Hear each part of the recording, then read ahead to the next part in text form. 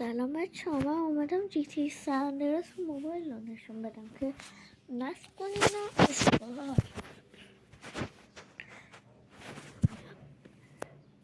اگه این ویدیو بالای 1000 تا ویو بخوره من حتی جی تی آنلاین سندرس هم بهتون یاد میدم. نصب کنیم. کیفیت رو نگاه کنیم. حتی میشه توش مودم ریخت. الان مود فارسی روش ریختم.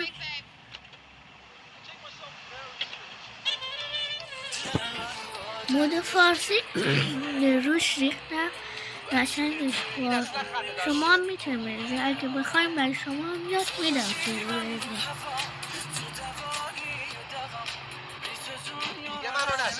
ماشین های ایرانی پراید از هرچی بگیرین دارم.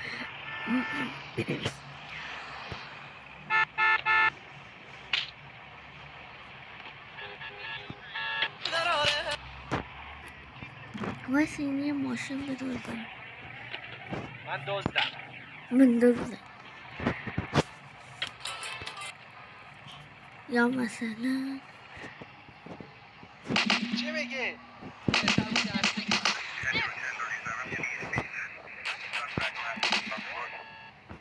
چی میگی هم بازی؟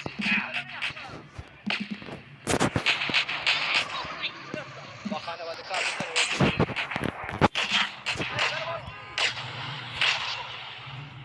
دوستان رو عشق میخوای یه حال اساسی بهت بدم؟ میخوای حال اساسی بهت بدم؟